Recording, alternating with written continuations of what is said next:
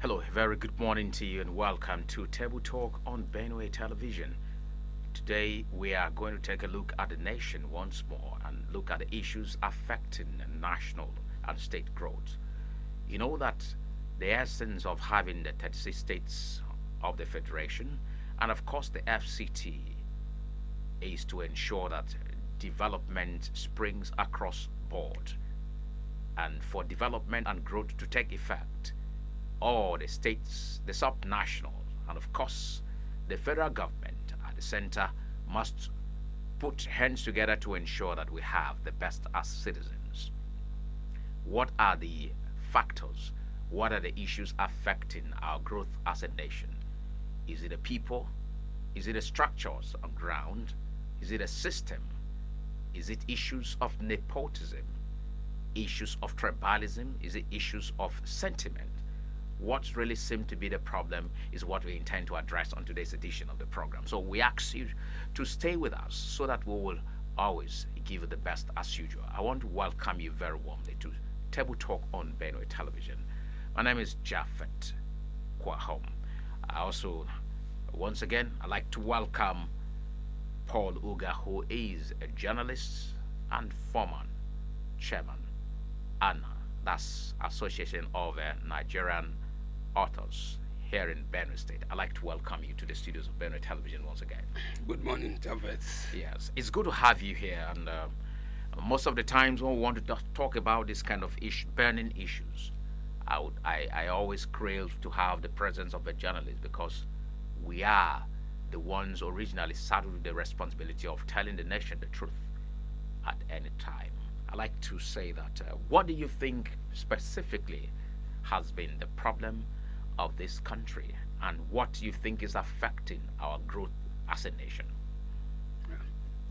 Issue affecting the country and the growth of the country. If you want to discuss it, you have to look back. You cannot discuss the present without looking at the past. Yeah. And if you recall to the past, how the country or the nation started, the people that started, when you talk of the Zik, you talk of the Balewa, talk of all those our early leaders, they were so patriotic and they were so nationalistic. Yes. In nature. But later on, what take the center stage is tribalisms and favoritisms, issue of religions and all that came up and then bastardized the whole system. And among it, again, is corruption, which has, which is, one can say, is choking the nation. Now, I want to ask you this question. Who gave birth to the likes of Zik, Awolowo, and the rest that you cited here? They are human being gave back to them. Good. And Nigerians? And they are Nigerians. Why too. is the Nigerian in our present Nigeria different in human beings that we have as citizens? Why are we different? Because those persons you've mentioned here were also given birth to by people, human beings like you and me. So why the change? Then people look at the impact they can make in the nation or wherever they find themselves. They always put the people first, not them, not self. But later, when things get to change, when people start seeing that others are accumulating wealth and the society start embracing, society start recognizing them and all that, and they say, well, if others are doing this way, and people start craving to imitate what was happening. But at the early stage, people try to write their names in the sand of history by performing, by touching life, by doing things that people could remember even when they leave the stage. Now, we took over from these people that you have mentioned. They even fought to have this country come together as a nation. Where did we learn the corruption which you cited from? Well, the corruption... Because everything must be learned from somewhere. So, where did we get it from?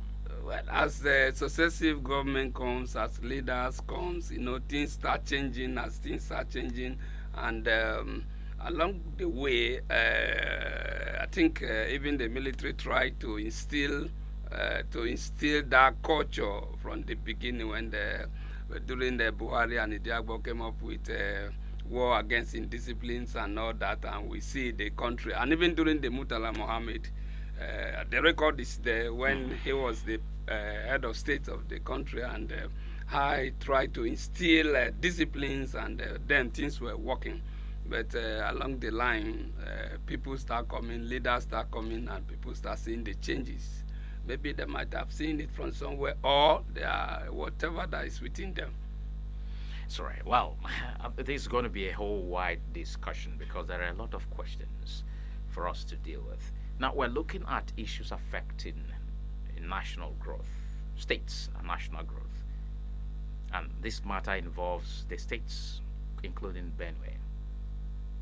Now, I would want us to take a look at infrastructural deficit. If there is deficit infrastructurally, this deficit was created by the past leaders. When did we lost the right to hold leaders accountable? Because I recall in the days past, once the government hears of any protest, it stands at attention. Today, even protest is no longer the language that government listens to. So the question here is, what do you think? Who do you think is supposed to hold the leaders of our nation accountable? Is it the journalists? Because the journalists have been writing on a daily basis. I can't count the number of books, you've written. I can't count the number of times you have given reports talking about bad governance and all that. Yet things seem to be getting worse. Does it mean the leaders today no longer listen? Or we have compromised ourselves and we cannot address the issues that we have found ourselves in? What do you think primarily is the problem? The society is not helping issues because when you look at our followers, when we look at even our traditional institutions, in those days, people look at those that are honest in the society to bestow them with maybe chieftaincy title and all that. But along the line, people start accumulating wealth, and even the journalists you are talking of too, because they want to belong, and you see people riding expensive cars because they are maybe towing or supporting bad or evil ways, and they are making it.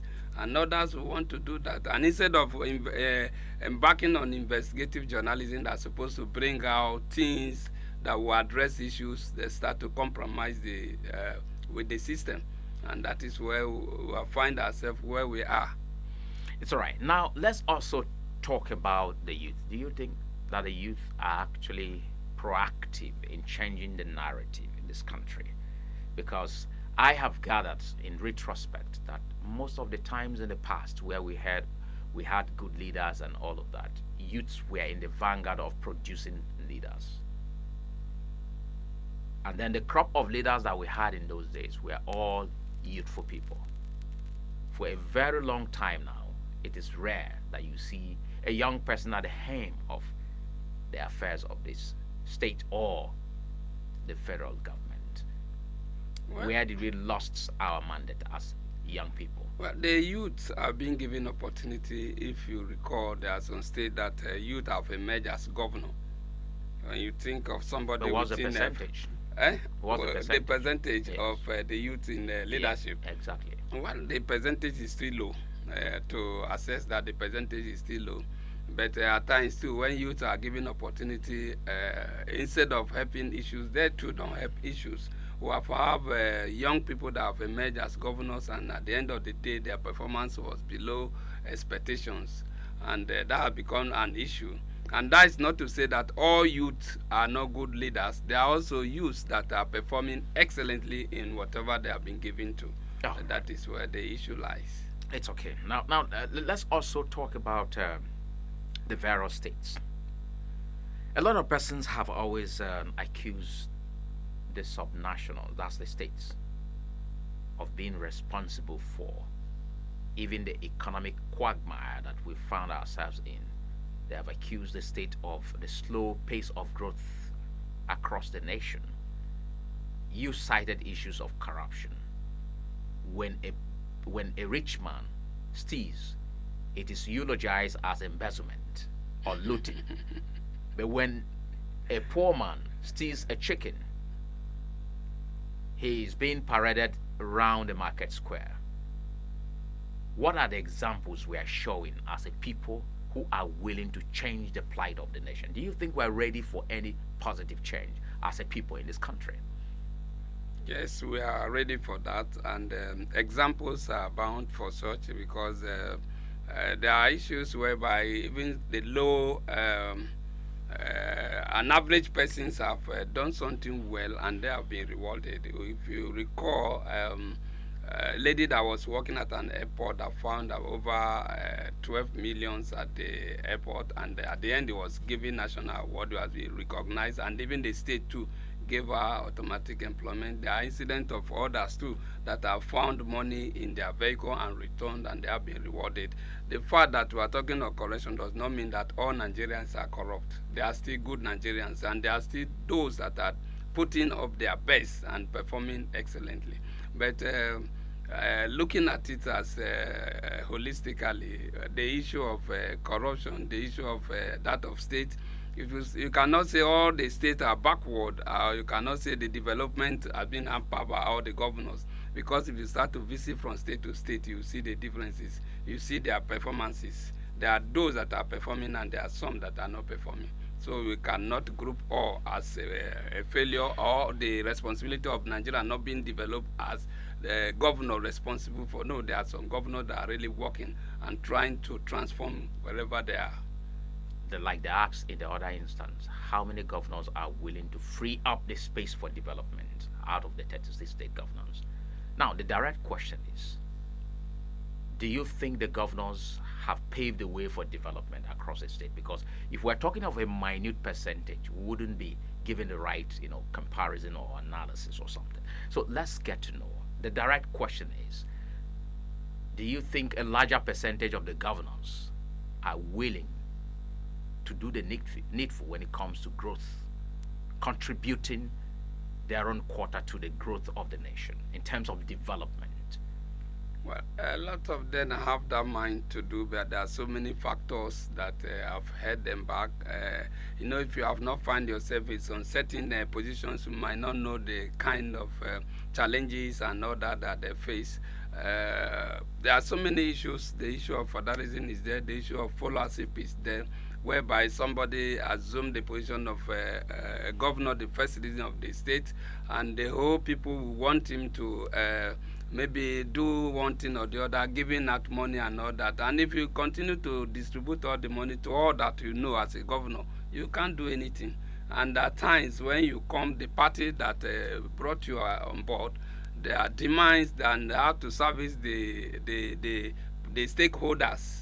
At the end of the day, you might discover that within the 4 years will just slip through your finger and you have not achieved anything. So there are so many factors that are responsible for that. But those that are willing to work, aside from that, they are still. The question is, what best. factors will militate against a governor with such level of verbose powers to operate without hindrances? The governor has immunity clause to do whatever he wants to do. And that is the immunity clause to enable the governor work without being, and affected by external forces or by forces pulling them down. You have security, you have excessive powers to be able to run your office. So what do you think should be militating against a governor who truly wants to deliver on the mandate given to him? I always say that as a leader, if you want to perform well and if you want to do well, even as a governor, you can just plan for one tenure. If you plan for one tenure and you do your best, before people will wait for you, you are already off the stage. And your memory will be there forever. But in a situation whereby you want to come in for second tenure and all that, you must have to do some certain things to sustain that. And in some certain instances, we have seen governors that have performed very well. But the stakeholders or the leader of the party will say, no, the party said it shouldn't be the person. We have had such instances in the country, whereby everybody was claiming that the governor has performed so well. But the leaders of the party say, no, it mustn't be the person, and they brought somebody on board. And for that, somebody who is that want to continue, that want the second tenure at all costs, you will compromise. But if you are focused and you want to put your name or to write your name on the side of history, just do your best and leave the stage. Do your best within the time specification and leave the stage. That's a proposition by uh, Paul Ugard here this morning on a Table Talk. Here it's our current affairs program where we take a look at very critical issues affecting the nation and also provide solutions as the case may be. We will be going on a break very quickly and return to continue with the program. Please stay with us.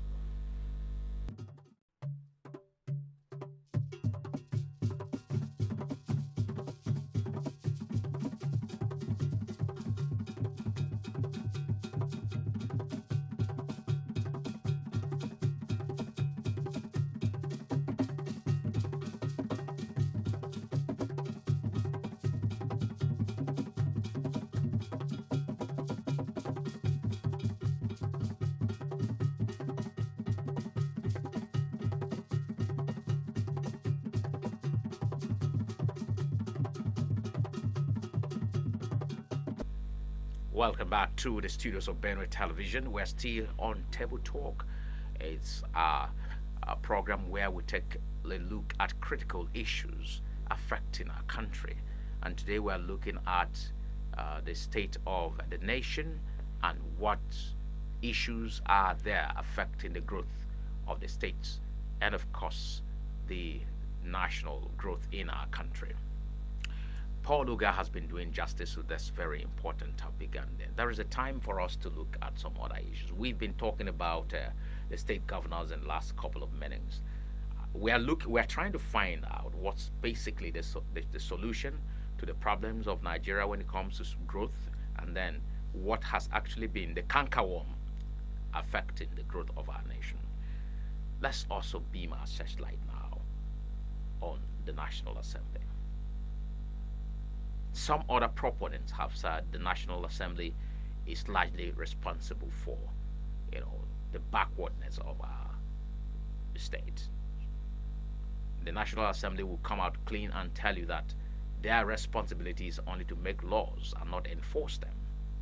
But most of the times, bills are sent to the National Assembly which the people feel are of the public good and interest, and such bills never see the light of day. What do you think is the contribution, negatively or positively, to the national growth of this country by the National Assembly? The National Assembly have a lot of issues that is taking us backward. There are a lot of law that are passed by them, but looking at it that it will affect them, I find it difficult to even for that kind of bill to say through. Take, for instance, the economy of the country at this time. If they are reasonable, they're supposed to cut the cost of governance, even reducing some of their benefits. But once such bill comes in, who will pass it? They will never support it. And again, even some of the things that will improve the country, the bill that will improve the country comes, and once it's not to their own advantage, it will be difficult for them to pass. But at times, some that is even not very good and is for their interest, interest in quote, maybe financially or otherwise. Exactly. You see it giving speed, hearing, and before you know, such things is passed into law. I want to ask you a question. I want to ask you this question, and I may need a direct answer to it. How many days did it take the National Assembly to pass the bill on the new and old national anthem? Well, he's the lawmaker that is the National Assembly member that can answer that question. I'm not among them. That was given accelerated hearing and passage. Why? Well, due to maybe the urgency they attach to it, and they are the one that can define the urgency. I want to ask you another question. Do you know that the nation abandoned negotiation for the national minimum wage and gave serious attention to the old new national anthem? And that's why it was passed with that ease. I want us to lay the issues as bare as they are. Do you believe and do you know that? Well, that is a fact. Good. Now, if this being the fact, don't you think Nigeria is actually the problem for Nigeria? And if Nigeria is truly the problem for Nigeria, don't you think you and I are also part of the problem of this country? Well, once things is passed into law, we as citizens of the country and law-abiding citizens for that matter, we cannot say no. We will not use it because the lawmakers are there to make law for the country. No, And we're then, not against the national anthem. okay, I sing the national. I like it. okay. But the problem is, the question was, at the time the national anthem was passed, we had several other pressing issues that were begging for attention. Until date, they are still begging for attention. Why did we abandon them to go swiftly to take care of that? Well, that depends on the interests of those at the head of affairs or the president. Maybe consider that more important than the other things that you consider as important. But to them, that is the most important thing, and that is why quick attention was given to it. And when that came on board, the attention of the public was deviated from the main issue to the issue they brought up on board. At times, some of these issues, they bring it on board to deviate people's attention from certain issues. So, All right. Now, whereas the executive council in the country is blaming, the other sectors for the slow pace of negotiation for the national minimum wage, the National Assembly is also saying, blaming the executive for its slow pace of the negotiation. Labor is blaming the government. Government is blaming labor for putting up an amount that is, according to them, they say ridiculous. What do you think is truly the problem behind negotiation? This is already a year. I think I spoke on it when I appeared on this station last time, and I told us that what we are witnessing is a drama. And at the end of the day, we are going to see the end of the drama. So the drama is still continuing. So now the issue and the noise about it is gradually dying down. And by the time they will prolong it, whatever that comes up will be accepted by everybody. It's all right. Now, there are also warnings from some youths by different organizations that if the federal government fails to address the lingering economic issues that we are faced with, there may be another protest. Do you think Nigeria needs a protest at this time, where the economy is actually very biting and harsh on everyone? Do you think that will be what we need at this moment? I think protest is not the answer to all issues that we have, but we have to advise the government to do the needful so that people will not be too much pressed to the wall, so in such a way that it will react negatively or generate issues that it will be difficult to control. But at the moment, we are not praying for protest because the country already is tense because of the sufferings and all that. And even at this stage, some would not mind to be killed. Some will even say they should go, even if it's to kill, then let them be killed. And that is why we shouldn't be calling for protests at this stage. But government should have to do the needful so that issues will be addressed as it's supposed to be. Government will have to do the needful, and the same government is refusing to do the needful, and you're aware of that. Well, Paul Luga, let's also take a look at, we've talked about the National Assembly now. Let us talk about the executive of this country. Let's talk about the presidency. President Bola Ahmed Tinubu is one person who has been entrusted with the economic, has been tested with economic issues in this country. When he ruled as the governor of Lagos State, he has held as several positions and leadership positions in the country. And it's for this singular reason that Nigerians voted him to become the president. Are you satisfied with the handling of issues in the country, especially national growth? Let's talk about the pace of development when it comes to infrastructure. Let's talk about the pace of development when it comes to economy. Let's talk about the pace of development when it comes to health and the other sectors. It's trying its best, but looking at the issue and looking at before you assess the performance of somebody, you look at the life of the people that the person is governed. So if you go to street and you ask, you'll be able to get the result from there, whatever people are saying, and it's making effort, but because of the high standard or the cost of living, people are not looking at what is doing. Who is responsible for the cost of living? It's still boiled down to him when he came on board and do away with the subsidy on petrol that has generated an issue. He has been using a lot of this thing to cushion the effect, but it's still not yielding result. And even of recent, he has announced again over a huge amount of money, which he has said that will be used to purchase food to be distributed to Nigerians. We are still wait to see how that will be done effectively, because in most cases, at the end of the day, people will still find themselves in the state of hunger, and that is what is affecting the whole thing. And you know, an angry person or an hungry person will not be able to see the good things that is happening. I think that is what is affecting us now at the moment. You've jumped the gun. I was actually going to talk about hunger in the country.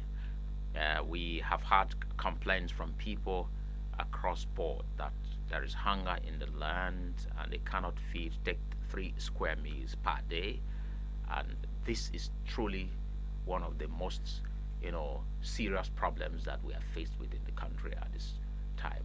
There is stealing even on farms. You go to your yam farm and you discover that some good neighbors have already harvested part of the land, your farm for you, and this can only be happening where the people are hungry. And this is 1 year gone down. Let's take it that we have the opportunity to advise Mr. President on what to do next. What do you think Mr. President should do immediately to change this face of harsh economic outlook that we are faced with now? I think the issue boils down to that of cost of living, and whatever people are collecting these days is going for feeding. Whatever amount you collect, at the end of the day, you go to market, everything is finished because of the high cost of things in the market, even the food that you eat and all that. I think that is why I think he has come up with the policy that are going to buy foods to distribute to Nigerians. But how it will be distributed and how the food will be purchased is another story.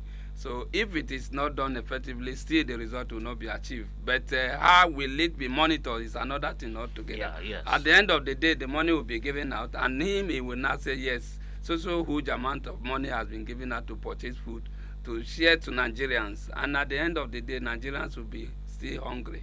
But how, if the government set up a mechanism whereby this process will be monitored and the food will reach out to at least 90 or 80% of Nigerians, then it will create an impact.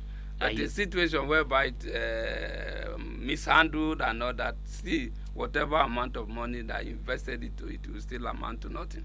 Are you aware that there are people who are experts in selling palliatives in this country? Well, I'm not aware of that. Okay. But are you aware that there is seasonal diversion of palliatives by states and even at the federal level? It has happened before. That is not the first time. It has happened. But this is not happening in other African nations, and we are the giant of Africa. And that is why I say this corruption that is holding us backward. Let me ask you, what do you think will be able to take out corruption from our system? Well, I think we have to rule by example. We have to look at what other people have done and sanitize their system. I think the China, at the point things become so become so difficult for them, and they have to come up with a policy that however place you are, if you are found to be corrupt, it will be dead by hanging. And at the end of the day, that yielded result. But can our lawmaker allow such a bill to be passed in our system here? That is another question. Let's not go to our lawmakers yet. Will the judiciary be ready to dispense justice like the Chinese people do? I know of so many bourgeois that have been, killed by hanging. due to the presence of the law. That is also still corruption we are talking about. Good. And now because of that, corruption has been reduced to the barest minimum. But I ask you again, do you think our Nigerian lawyers have the powers, the prosecutorial powers, to nail people and ensure that justice takes effect without being, compromised by some forces? Well, now that we are being overwhelmed by corruption, if such law is put in place, even the lawmakers too, they will not be above the law, and that will sanitize the system. And that is why I said if the lawmakers are willing to pass that, because that is now we are like at the crossroad in the country. So now let's talk about this. Amongst the executive, the legislative arm, and the judiciary, who is more willing to do the right thing? Because if for each of them you say if they are willing, so who do you think is ready and willing to do the right thing? Well, it depends on individual, because in any group you may find the good and the bad. So the good and the bad can be found across both group that you have mentioned. No one can say this one is exonerated from corruption and this one is into corruption. So they are found across the two group you have already mentioned. Are you not? Let's say you are a Nigerian. You are a citizen. And you have witnessed the 25 years of uninterrupted democracy in Nigeria. Will you be willing to identify with Nigeria when you go overseas and people still say that Nigeria is the most corrupt country in Africa? How do you feel when you hear of such, narratives about your country? Well, it's a bad thing. Nobody is proud of bad name. If your family or your state or your nation is tagged as a bad country or given a bad name, no sensible person will be happy or clapping hand for such. Definitely. Now let's also consider what is happening with the citizens. Apart from the three arms that we have mentioned, the fourth arm, in fact, the first arm of government is the citizens. This was a proponent by Robert Mugabe in 1999. He said the first citizens, arm of government is the citizens. Let us look at who the citizens of Nigeria are. Do you think we're a people willing to embrace change if it comes, for growth to take place? And do you think we appreciate and welcome growth as it's supposed to, or we are supposed to? We are. Nigerians are willing. If you recall, when the former president came on board, if you recall, before he appointed, that is Muhammad Buhari. Okay. During this civilian regime, when he was elected, during his first term, before he appointed his ministers, if you see the mood of the nation and if you observe the activities of everybody, because they compared to what they did during his military era when Diagbo was his vice, and then everybody sit up. That is to show you that Nigerian, once you have a good system, it can work perfectly. Are you not? And then even the electricity power that was so epileptic, at least for some months, the whole thing stabilized. Everybody starts adjusting his or herself. And at the end of the day, after appointing the ministers, they say, oh, this is business as usual. It's not the way we think. And at the end of the day, everybody slacks back. So Nigerians are willing to adjust depending the system, depending how they observe their leaders and all that. Are you by any chance saying that we had better gone back to the military days? Well, you seem to speak so much in admiration of the military governance. Or do you think we should I'm only bringing out the good aspect of it. I'm not saying that we should go back to military. Democracy will have freedom to talk, freedom of expression, and that is why we are discussing now. And military will not give you such opportunity. So we all support democracy, and I support democracy. Some other persons have also said part of the reasons why it is difficult for us to grow as a nation is the diverse ethnicity that we have. I don't know whether you would agree with this or disagree. It's because we have too many in terms of tribes and tongues. And so unity comes with oneness when it comes to speaking a similar language or something. Do you also agree with such narrative? That is not an issue. When you have a good leader, it's just like a father that have many children. And if you decide to be a bad father, you may at least start favoring some of your children and others. But a good father will treat them equally, and then everything will run smoothly. The fact that we have diverse tribes is even an added advantage for our culture and for growth. So I think that is not the issue, but because of we have not gotten it right, that is where we are having issue. By the time we get it right, things will work well. How soon are we going to get it right? That depends on our individual. Because our leaders will keep giving us vague hope. That depends on our individual attitude towards electing our leaders. When we don't overtax them, when we don't overdepend on them during the electioneering, then things will change, and then we can stand firm and challenge them. But in a situation whereby somebody is vying for elective position and you want him to give you the whole money in the world, at the end of the day, when you get there, you have to recoup such money. And when somebody is vying and is giving you money in dollars, you are clapping hand. At the end of the day, after you spend that money, then you'll be in for it. And that is at times why we find ourselves in a very difficult situation, because we have already taken much from them during the election. They say, well, now we have given them what we're supposed to give them. Now it is our own time to harvest, and they neglect the people. Some other persons have said consistently that our problem is coming from the system of governance that we chose. That if we were in a parliamentary system, our growth level would have been far above where we are now. It is because we are in a presidential system where the government is very expensive to run, and too much powers are given to the president of the country, and so power is not decentralized, and that's the reason why it is difficult for us to grow as a nation. What do you have to say? I don't look at that as an issue. To me, that is not an issue at all. When you have the right persons, that it will not be an issue, because if a good leader is there, things will work. And even if you have another system of government and the system and the people are still corrupt, the same thing will still happen. Change it to even any other means. If the mindset of the people are not changed, then nothing will work. It will still be the same. Let's talk about working on our mindset. Because we have had people cancelled in this country. We have had people spoken to. We've had people addressed.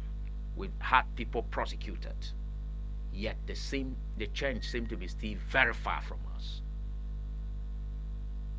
I'm going to ask this question again. What can we do to cause immediate change of attitude in the people? And what can we do to boost the growth that we are yearning to have in the country? Individually, we should stop appreciating or praising those that maybe have accumulated wealth through dubious means. When we start to do that, and even our traditional rulers and at our individual houses and all that, then the system will become better. Because when you think of changing the mindset, well, there is somebody in my community then, his son brought a car to him that he should be using it to go to farm. And he said, at the end of the day, he now challenged the son, where are you working? Where have you gotten this money? You have stole this car. Take it to where you brought it from. The man rejected it openly. And at the end of the day, after the child left, or the son left with the car, he was later killed. And the people discovered that he was robbing. Assuming the father took that car and was using, and then the son was killed, and then they traced it to him, they would have tarnished his image. And that is a good mindset that is, today I'm making reference to it, and even in the whole village, the people rated the man so high, and others. There is another woman too that emulated the same man, the man. The son went and they stole things and say, well, the mother doesn't have mattress, doesn't have this plasma TV and all that, brought a lot of things, and the man is just a poor woman, farming and doing all that, and then the son said he has brought this, has been the town, he brought this, and the woman did not even stop. He started wailing for crowd to gather, and the crowd gathered and challenged the son to take all those things to where he has brought them. That he's not aware that he's working anywhere. Why should we come up with all those things? And at the end of the day, the communities and others and the youth, they learn from it. So if we stop praising people that we know that have not acquired their wealth through genuine means, you know, you go to communities, some even secondary school leavers that have not gotten any job, building flats, doing things, and nobody questions. And at times, they are even giving chieftaincy title because they have the money. So, in essence, you're saying that we should stop rewarding evil. Yes. And reward hard work instead. Yes. But the percentage of hard work that is being rewarded in the country is quite minute. People who are hardworking are seen as foolish people, while those who are smart enough to loot are seen as good people. Can't you see what I'm talking about? Yes, that is why we said we have to change our mindset. We have to, the way we praise people and the way we do all that, we have to change by the time we start to change. And even, it's not an easy thing to be done, but if our leaders start to do that, recognizing few that they know that are honest in the society will start to change. And people will start to at least adjust their lifestyle. But in a situation whereby people go for money, for those that have made money without caring for how they have accumulated or acquired such wealth, that is where the issues say, well, if this one has made it through this means and is being accepted by the society and even being worshipped by the society, then other tends to do the same, and then the corruption keep on growing. That's all right. I think we're due for a break once more. We have a couple of minutes to be with you, so we will return shortly to continue. And briefly, we shall say goodbye in a matter of minutes. So let's go on a break very quickly.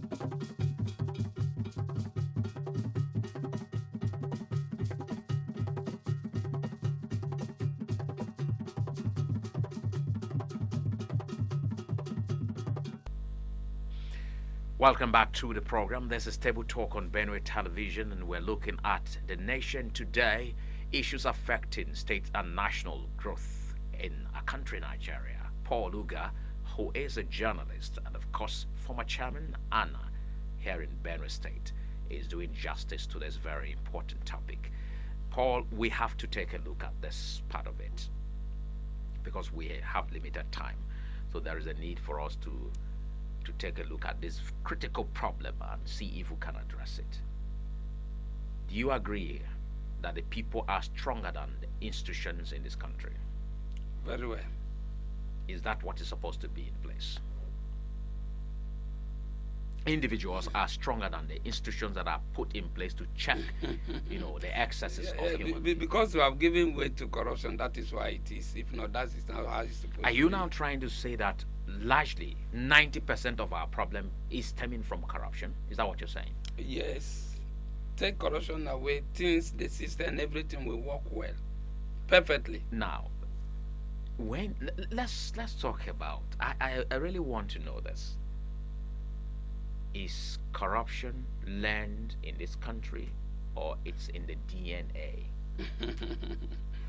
Well, people observe how things because work. you rightly observed here that our past leaders weren't corrupt, and suddenly the canker one came in and it's so hard to take off the system. Because people are seeing it and the society is also accepting it. That is why it like becoming an acceptable norm and something that is good or something that is one should embrace. So you are saying invariably that society has actually overwhelmingly accepted corruption. Yes. Now, if the society that we seek to change has also accepted and surrendered to corruption, where is the place of change and growth? And that's why we have to work on parents to start inculcating the good culture, good habit into their children's and word right from the beginning, so that a new crop of people can grow. You know, all this society, when we talk of the society or talk of the nation, talk of the state, it's the family that make up the whole state. It's the family that make up the nation. If you work on your child, on your children very well, another person work on the children very well, the society become better. This is very, very. I read through a poem yesterday, and that poem talked about Nigeria. I wanted to first of all say the poet wanted to paint Nigeria in negative light, but on a second thought, I was beginning to realize that most of the things that the poet talked about were almost a replica or a replication of what Nigeria truly is.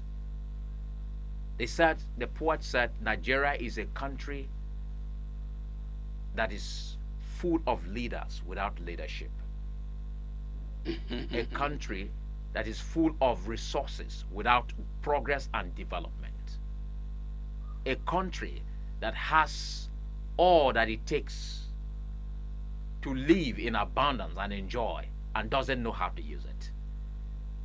So the question is, could all this be true about our country, Nigeria?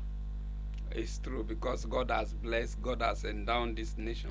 God will have a lot of things that we have not even used half or one quarter of. If you talk, can you talk of the mineral resources? Talk of the agricultural, talk of so many things, talk of even the sun that elsewhere they don't even have, talk of the river, talk of the natural endowment. The country is really endowed with a lot of things that we have not even be able to use, and as a result of that, we find ourselves in this pitiable situation as if we are not. So you're saying that much. We are not civilized enough to know what we have. We have. There are factors. That is why I said corruption has been the issue that it has held us back. Corruption is what has held us back. This corruption, the name corruption, I think the best way to fight corruption would be to change the name corruption to something else. Professors are judged to be corrupt. These are the people who are teaching people who and what they want them to be in the society. There are professors that are being accused of being very corrupt. If it comes to the medical line, there are sharp practices. You go to local council administration, corruption is at the bane. If you go to even the clergy, amongst them, there is high level corruption. So I ask this question: when Ghana changed by a revolution, and Ghana is now a better country, if we cannot fight corruption, is it a revolution that we are waiting for? No, God will help us. We will not get to that point. And that is why we have to at least do the... But how can God help you when God has given you everything and you do not know how to use it? And you do not even acknowledge it, or you do not even know what that value of what you have is to you?